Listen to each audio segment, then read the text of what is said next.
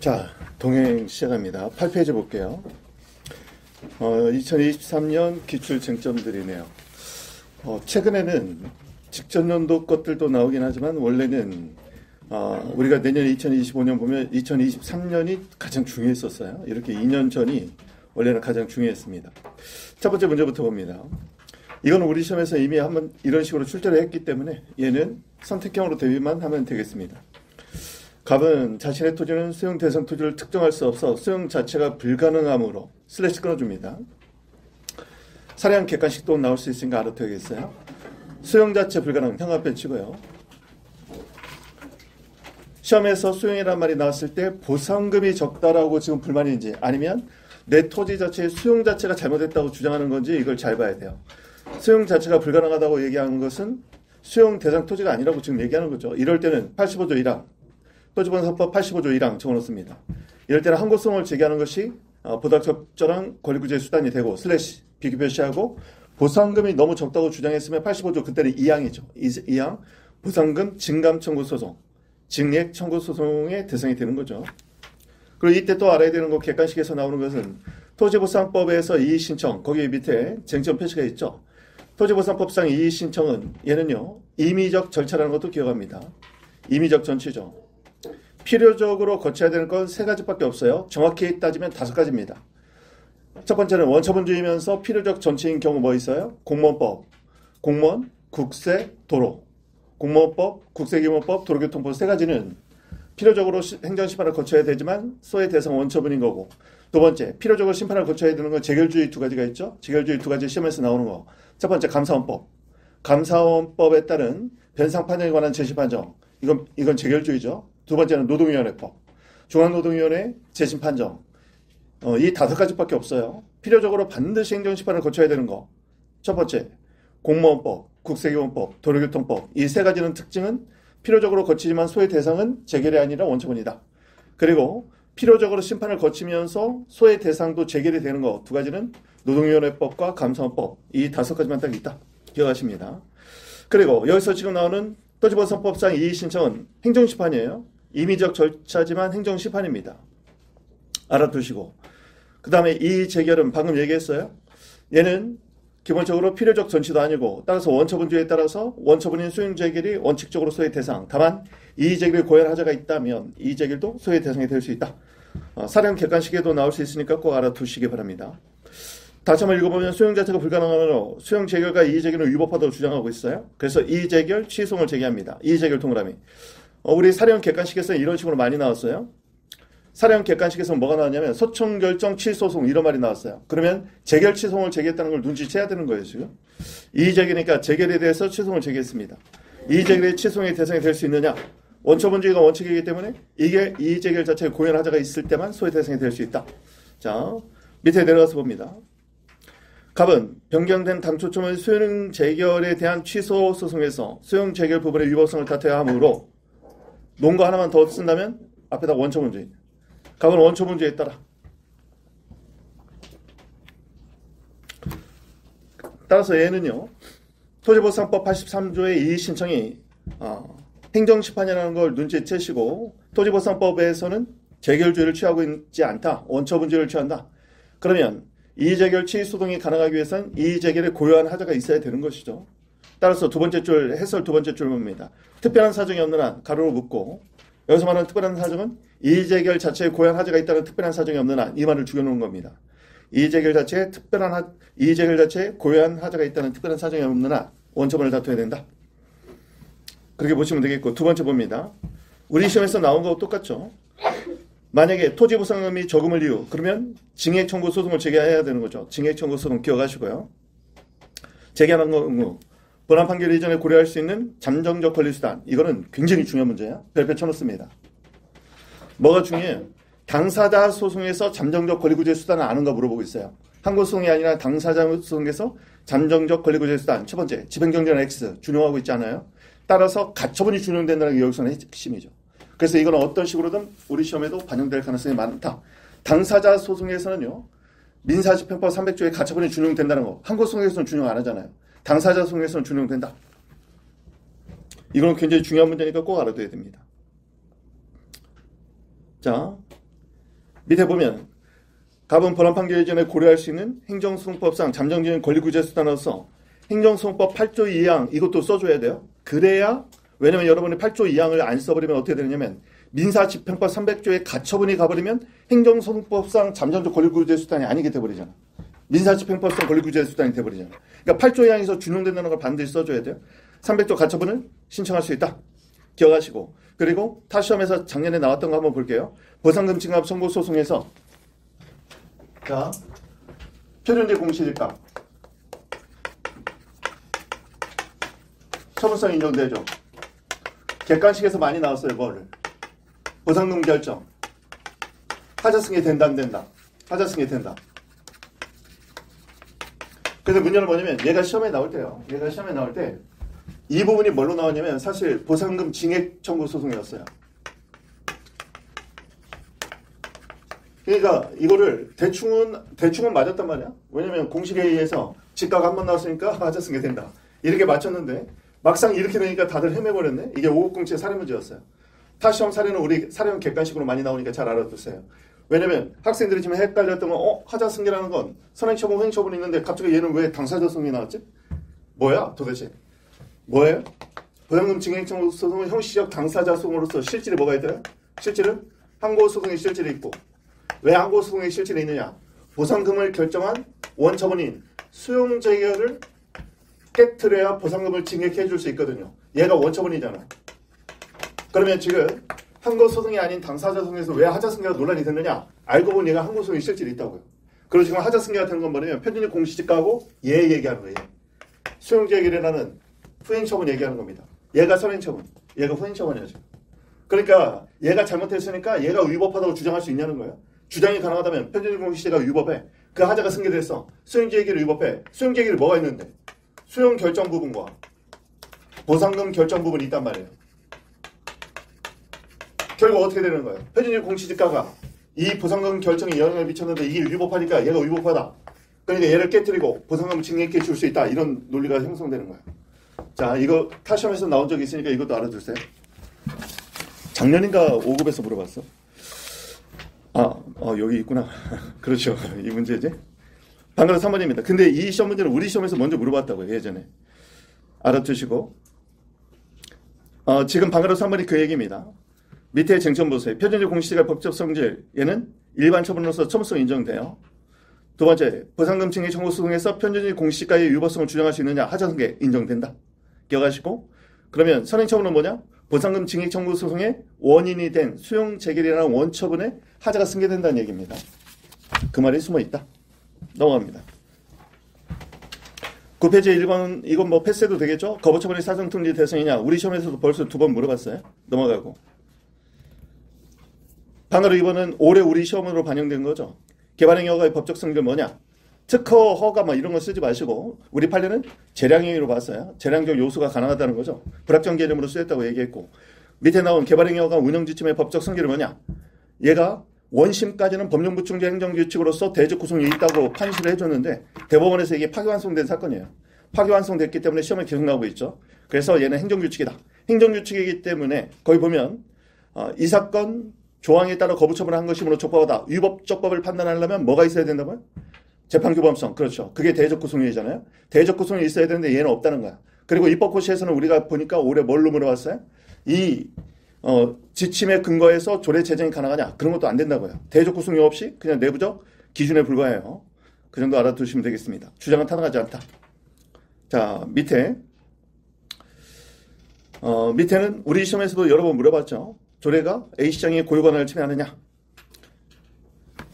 이거는 그냥 가볍게 봐도 되겠습니다. 이미 한번 시험에 나왔으니까. 우리가 찍어서 공부를 좀 하고 있긴 하지만 올해 지방자치법을 물어봤단 말이에요. 근데 지방자치법에서 올해는 통제를 물어봤어요. 통제 188조를. 나중에 189조가 남아있겠고 뭐 조례는 언제든지 물어볼 수 있는 쟁점이니까 가볍게 보시면 되겠습니다. 자, 10페이지 한번 볼게요. 입법고시. 자, 문제 있습니다. 갑이 직계제 처분을 받으면 곧바로 시송을 제기했대요. 곧바로 동그라미 칩니다. 그리고 갑 위에다 공무원이라고 적어봅니다. 자, 이건 그냥 공식같이 알아둬야 돼요. 첫 번째, 공무원이 나오면요. 머릿속에서는 두 가지를 떠올립니다. 소외대상 원처분주의. 그리고 필요적 소청. 필요적 행정심판 전추주의 이거 기억하시고 두 번째 중앙노동위원회. 중앙노동위원회가 나오면 얘는 소외대상의 재결주의. 재결주의는요. 재결만 소외대상이 되니까 당연히 논리적으로 필요적 전치겠죠. 두 번째 중요한 건 뭐냐면 피고예요. 피고. 중앙노동위원회. 원래 위원회가 피고가 돼야 되는데 여기만 유일하게 법 중에 유일해요. 중노이장입니다. 이 두 가지만 기억하세요. 이건 왜 얘가 그러냐. 제가 중노에 있는 후배하고 얘기를 해봤는데 걔 말로는요. 이게 전쟁통에 만든 법이어가지고 이걸 못 고쳤대요. 그래서 뭐 깊이 있는 내용이 있는 게 아니었어. 옛날에 법을 잘못 만들어놨는데 못 고쳤다. 그러더라고요. 중노이장. 유일하게 쟤만 위원회가 아니라 중노이장이다. 알아두시고. 따라서 이 문제 다시 한번 읽어보면 직계제 처분을 받은 후 처분이라고 이미 알려줬네요. 곧바로 취소를 제기했다는 말은 소청을 거치지 않았다는 얘기입니다. 이런 스타일의 질문 형태도 많이 나오니까 알아두세요. 왜냐면 객관식 지문에 나올 수 있겠죠. 사령 객관식 만들어주고 곧바로 취소를 제기할 수 있다. 그럼 틀린 지문이지. 자, 알아둬야 되겠어요. 그리고 직계제 하면 꼭 알아둬야 될 것도 옆에다 줄 빼고 행정절차법 적용 배제. 공무원에 관한 공무원 인사에 관한 처분 중에 행정절차법 배제되는 사안은 직계 해제밖에 없다고 했어요. 이것까지 알아두시고 밑에 해설 한번 봅니다. 곧바로 취소를 제기한 경우 원고적 경우 소액은 인정될 수 있겠지만 행정심판 전추에 해당되는 특별한 사정이 어느 날 가로를 묶어주고 이게 우리 시험에서 올해 나왔죠. 아니야 작년에 나왔죠. 밑에 적어놓습니다. 18조 3항. 행정성법 18조 3항 2호가 우리 시험에 나왔어요. 사례로. 동종 사건은 심판을 거칠 필요 없다는 거. 킥보드 전동 킥보드 사건이 있었죠.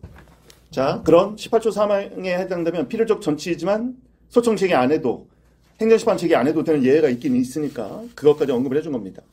특별한 사정이 없는 한 직계제 처분에 대해서 곧바로 취소를 제기하는 것은 소청 정치주의, 즉 행정심판을 먼저 거쳐야 되는 소청 전추주의에 반해서 부적법하다. 그렇게 보시면 되겠고. 다음 양그루 1번입니다. 우리 객관식에 많이 나오네 이런 건. 직권면제, 취소를 제기했고 당해 소송의 사실심 계속 중 정년. 자, 직권면제, 정년 두 가지만 체크하면 됩니다. 체크하고 한 단어를 더한다면 밑에 들어가서 직권면제의 취소를 구할 법률상이 있느냐. 취소를 구할 법률상이 체크합니다.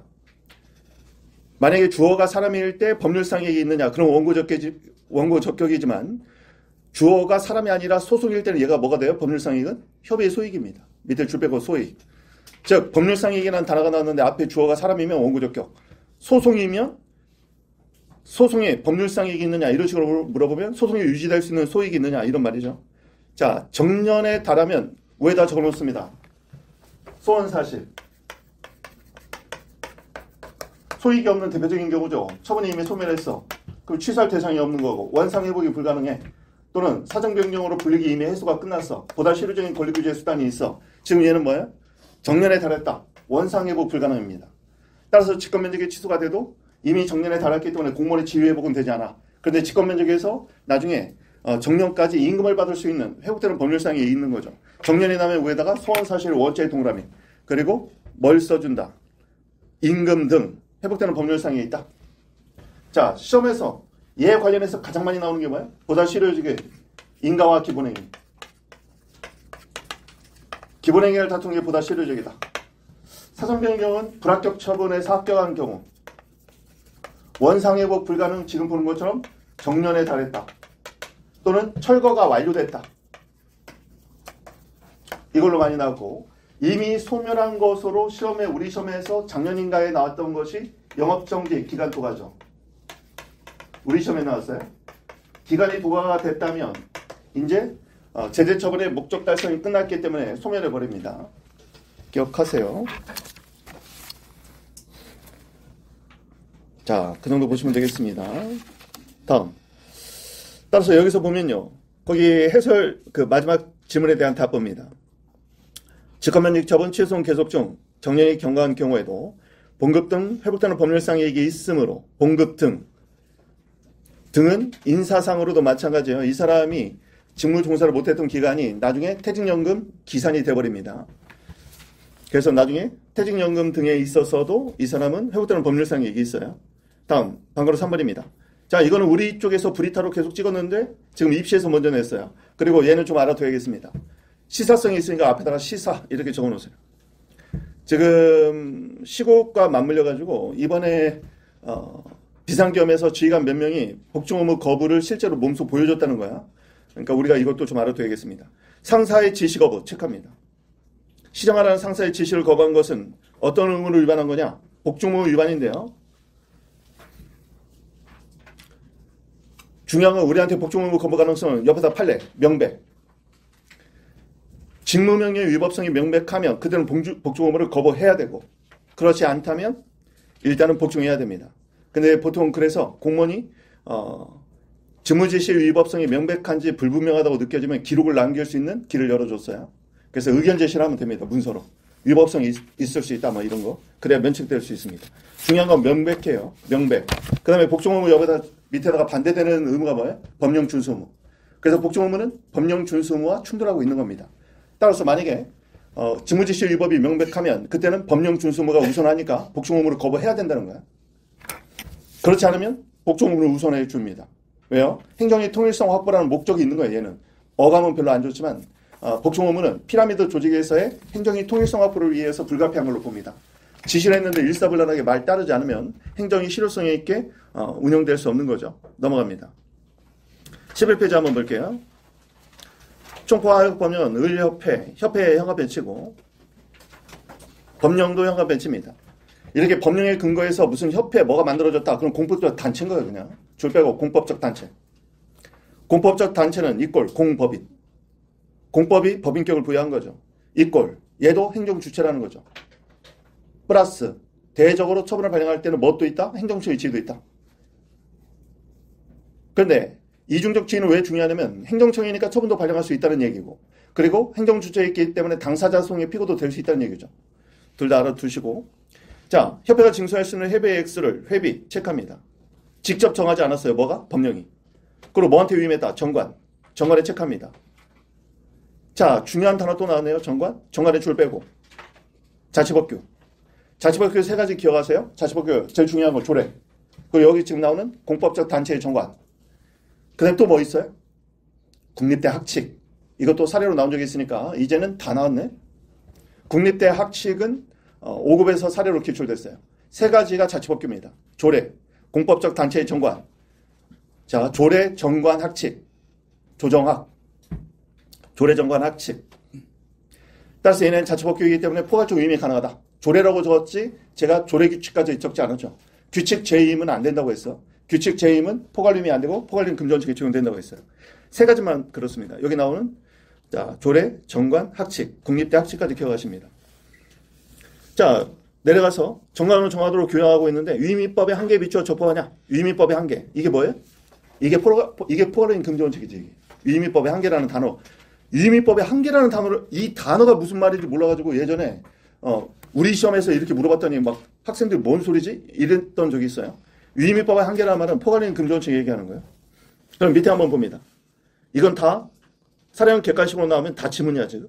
정관은 자치법규 체크. 그리고 회비도 체크합니다. 회비 위에다 적어놓으세요. 이것도 처분으로 봤어요. 처분으로. 상대방의 권리움에 영향을 미치는 처분으로 봤어요. 이거 처분 기억하십니다.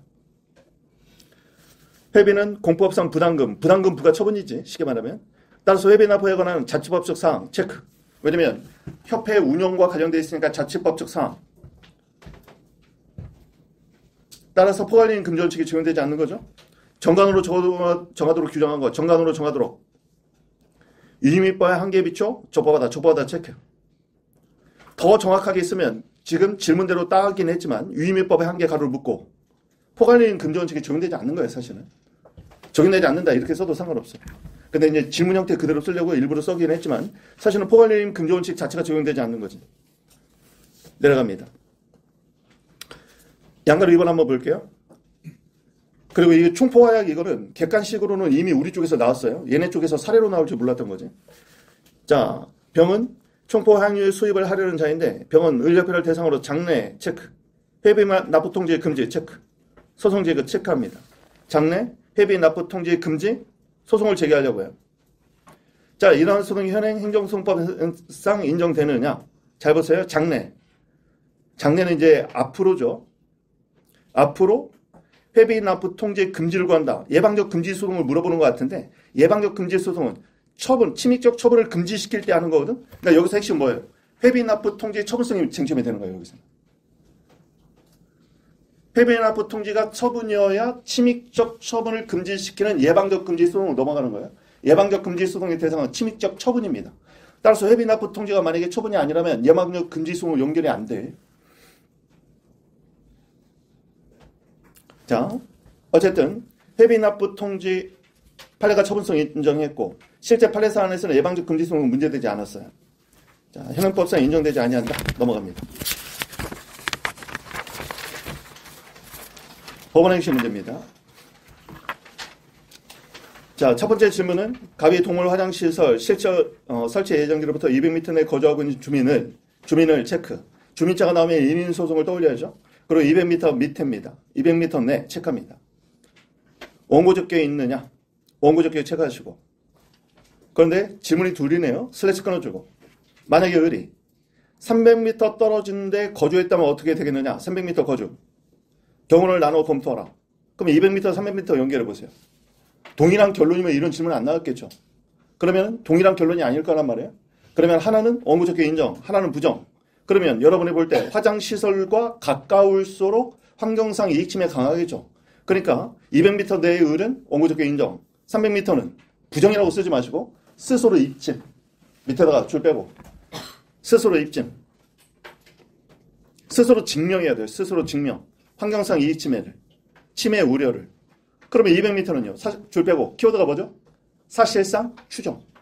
사실상 추정. 따라서 반정에서 깨지기 전까지는 원고적격 인정될 수 있다. 자, 다음 2번입니다. 자, 2번인데 이거는요. 지금 밑에다 행정기법 14조 2항이 적용된 사안으로 냈어요. 14조 2항 체크하시고 우리 시험에도 14조 2항 3항 반드시 알아두라고 했어요.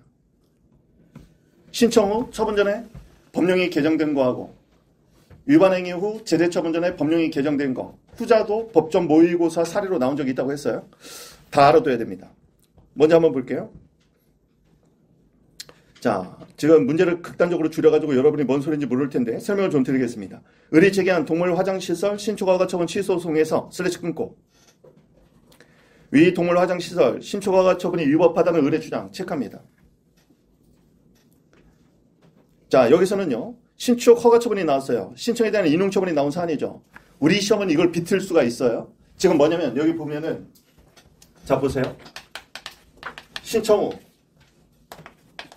처분. 여기는 특이하게 인용 처분이 나왔네요. 우리 시험으로 나온다면 거부 처분이 나오겠죠. 지금 조례가 개정됐습니다. 조례가 개정됐는데 개정법에 따르면 허가 거부사항이 있어요. 거부해야 되는데 지금 인용 처분을 해줘 버린 거예요. 지금. 그러니까 지금 위법성을 주장하는 인인소송을 제기한 사람은 지금 뭐라고 얘기하는 거냐면 개정조례가 적용돼야 된다. 그럼 개정조례에 따른 거부해야 되는데 왜 인용처분했느냐라고 지금 주장한 거예요. 그럼 우리 14조 2항 얘기로 들어가는 거예요. 14조 2항에 따르면 신청 시 처분 시 법이 개정되면 원칙은 뭐라고요? 원칙은 사인의 신청 시가 아니라 처분 시. 예는 두 가지 있었죠. 예 첫 번째 뭐예요? 국법의 신뢰가 더 클 때. 두 번째 신의칙. 신의성실 원칙에 반할 때. 사례에서 신의칙 나오면 사례 기록에서 뭐 체크하라고 했어요? 신청 후 법령 개정이 몇 개월 만에 이루어졌는지를 체크하라고 했어요. 보통 신의칙은 합리적 이유 없는 처리 지연입니다. 꼭 기억하세요. 합리적 이유 없는 처리 지연이야. 합리적 이유 없는 처리 지연. 그런데 지금 보니까 신청 후에 한 4달 정도 해서 6달 정도 내에 법령이 개정됐다면 합리적 이유 없는 처리 지연이 아니에요. 신의칙 위반이 아닌 거예요. 보통 이게요. 신의칙 위반이 될 정도의 지연을 하려면 보통 1년 가까이 해야 돼요. 실제 판례 보면 1년 넘어서 1년 동안 차입회를 미루다가 법이 개정되니까 개정법에 딱 적용해서 안 해주는 거. 그 정도는 돼야 되기 때문에 보니까 신청 후에 한 4달 뒤에 법이 개정됐네? 실제 이 판례상은 4달 뒤였거든? 이 정도면 합리적 이유 없는 처리 지연 아니다. 신의칙 위반이 아니다. 두 번째, 신뢰와 관련해서도 입법 예고가 있다는 표현이 나왔어. 이미 신청 당시에 입법 예고가 있다면 그럼 이 사람은 지금 예측 가능성이 있죠. 충분히 알 수 있었기 때문에 난 몰랐어. 그러면 규칙사유가 돼버려요. 보가치는 신뢰가 부정되는 겁니다. 이런 거를 사례 기록에서 찾는 게 핵심이야 사실. 입법 예고라는 단어로부터 상대방의 신뢰 이익을 깨트려버리고 그 다음에 신청 후 법령 개정의 달수가 몇 달 안 됐다. 그러면 합리적 이유는 없는 처리 지연이 아니니까 신의식 위반도 아니다. 쓸데없는 걸 막 쓴 게 의미 있는 게 아니에요. 이런 걸 딱 찍어버려야 돼. 그냥 사례든 기록이든 이런 표현이 딱 나오는 순간 이 단어를 노려야 된다고. 또 이런 거 있었죠. 뭐예요? 안내문. 안내문에 보니까 행정심판 또는 행정소송 제기가 가능합니다. 그러면 행정심판의 대상은 처분이잖아요. 그런데 심판은 두 번 할 수 없거든. 그러니까 만약에 안내문에 이의 신청에도 불구하고 잘 보세요.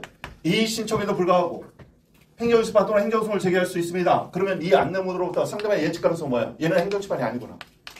그렇죠. 왜? 행정심판은 51조에 따라서 재청구가 금지되어 있단 말이야. 심판은 두 번 못하는데 심판 제기할 수 있대. 그럼 얘는 심판이 아니라는 얘기잖아. 예측 가능성, 상대방의 예측 가능성, 인식 가능성으로 볼 때는 얘는 행정심판이 아닌 거고 또는 이런 표현이 없을 때 이렇게 나오면 그 대상은 당연히 처분이다. 근데 만약에요. 여러분이 기록 시험을 봤어. 근데 지금 기록 자료에 보니까 이런 단어가 나왔어. 이런 기록 자료가 나왔는데 방송변으로서 처분의 대상 요건을 갖추고 있지 못하다는 항변이 나오면 어떻게 가는 거예요? 그러면 신의칙 위반이야. 자기가 그렇게 안 내놓고 처분이 아니라고 방송변을 해버리면 그때는 신의칙 위반이 돼버리는 거예요. 그때 쓸 표현이 인식 가능성, 예측 가능성, 규범적으로 고려할 때 처분이므로 이렇게 안내를 한 후에 근방한 원칙에 반하는 처분이 아니라는 이런 항변은 근방한 원칙에 반하고 그리고 신의 성질 원칙에 반한다. 이런 식으로 써주면 되겠습니다. 저런 부분을 딱딱 찍는 연습을 해야 돼요. 그래야 채점자가 시원함을 느끼는 거예요. 자, 14조 2항도 중요하지만 3항도 중요하다는 거 꼭 기억하세요. 여러 번 강조했어요. 14조 2항 3항. 왜냐하면 가장 기본이기 때문에. 그 정도 보시면 되겠습니다. 다음 3번 문제입니다. 위 소송 계속 중 A시장과 같은 건축 허가에 따른 건축물이 모두 완공. 오늘 했네요. 소원 사실, 원의 동그라미. 모두 완공되었으면 원상회부에 불가능한 걸로 보는 거예요. 자, 왜냐면 건축 허가는 건축을 못하게 하기 위해서 다투는 거거든. 건축 허가 취소 소송은. 근데 이미 완공됐다면 건축 허가를 다툴 실익이 없는 거예요, 지금. 자, 그렇게 알아두시고 대응 수단은 뭐냐? 뭐 이건 그렇게 중요하지 않아 보여요. 집행정지나 이런 거 신청할 수 있다. 이렇게 가면 되겠고. 넘어갑니다. 법전 보고에서 뭐 나왔나 한번 볼게요. 자, 국가배상법에서는요. 최근에 뜨고 있는 것이 3차에 나오는 가해공무원의 대적 책임 있죠. 여기다 형사 배치고. 그 다음에 플러스 구상권까지. 전액배상한 경과실 공무원의 구상권 있죠. 이거는 사시에서 기출된 적이 있으니까 얘는 비플 정도는 체크해야 되겠어요. A플로 안 한 이유는 작년에 국가배상법 기판력을 또 물어봤기 때문에 국가배상법 너무 좋아하는 것 같아.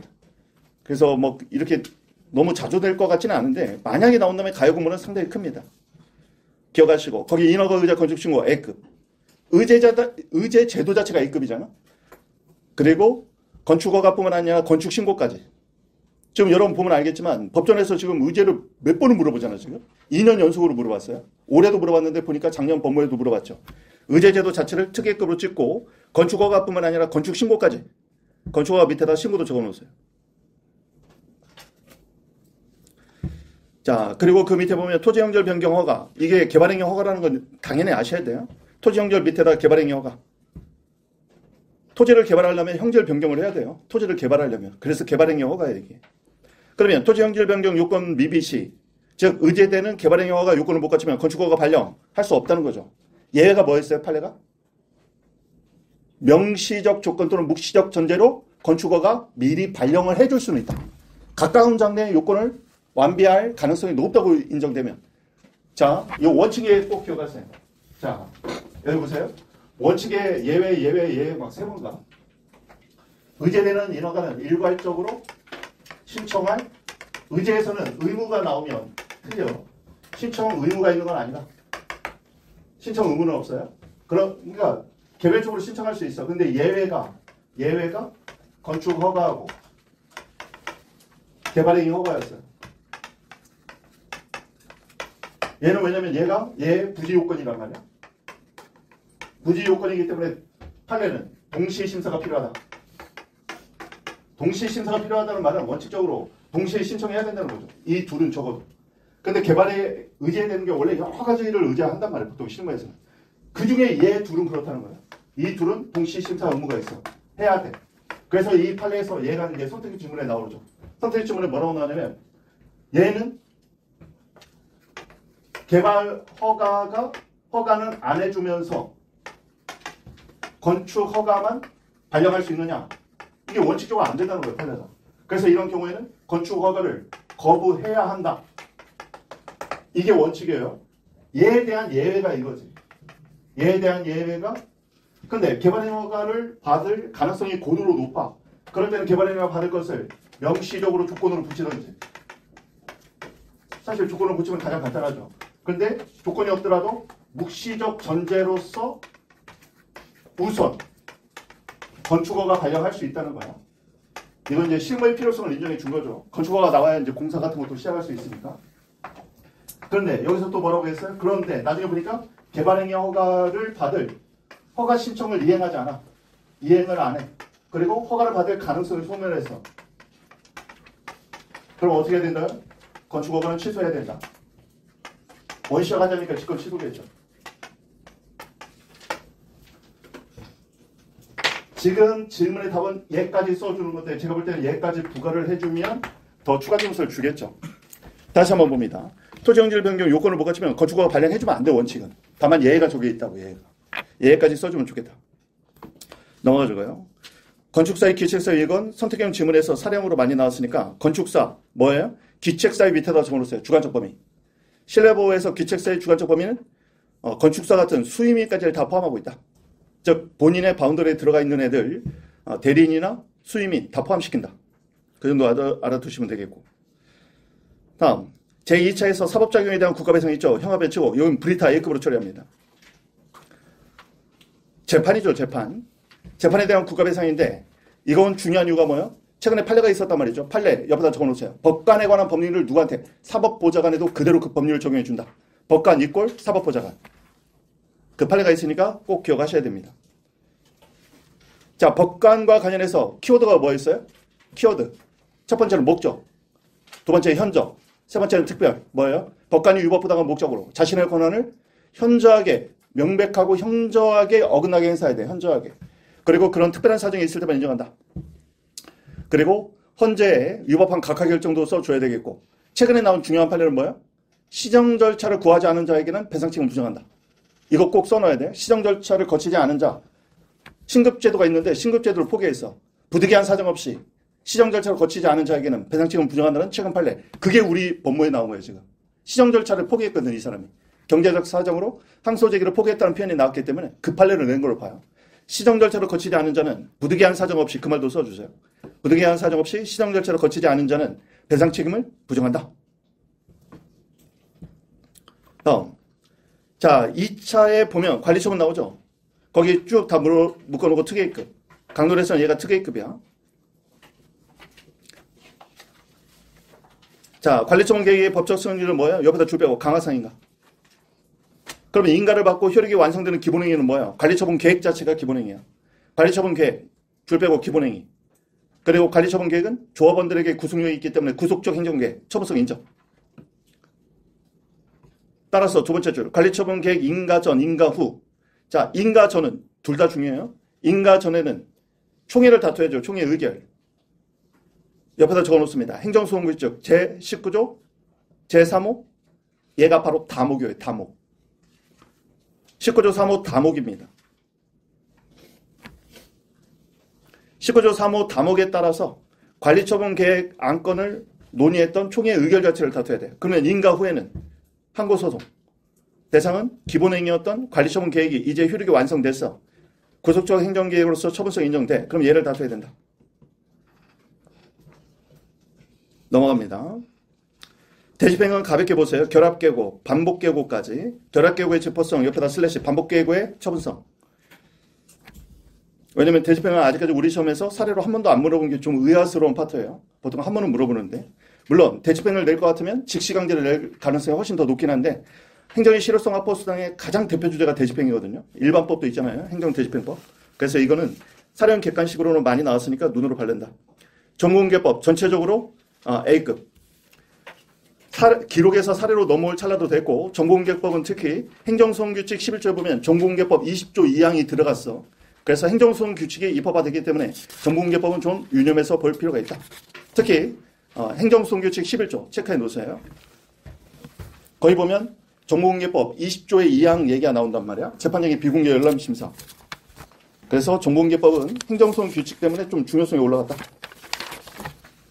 넘어가고 14조 부분공개 현관 편치고 정보공개 나오면 이건 놓치면 절대 안 돼요. 이거 놓치면 그냥 조문만 제대로 써줘도 5점은 받을 텐데 5점이 날라가. 다음 이 사건 거부 처분 이의신청 기각결정 중 소외 대상이 나오는데 이의신청 기각결정 체크합니다. 옆에다가 행정소송규칙 36조 이건 앞에서 여러 번 얘기했죠. 행정소송규칙 36조 관련해서 종래 판례 최근 행정기본법이 적용된 내용까지 다 얘기를 했어요. 선택의 질문에 나오면 이의신청 기각결정의 제소기간은 결정서 통달 시로부터 90일 이렇게 기억하시면 됩니다. 그 판례를 낼 것 같아. 결정의 줄 빼고 결정서 송달 시로부터 90일.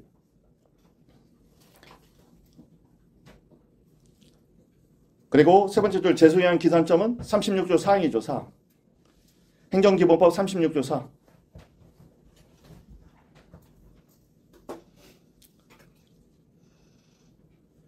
마지막에 나오는 시정명령의 취소정지 188조 이게 올해 우리 시험 문제였죠. 이게.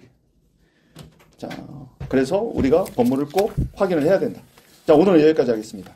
내일 하면은 이제 기출 쟁점 3개년은 끝나겠네요. 오늘도 여러분 화이팅 하시기 바랍니다. 힘내세요.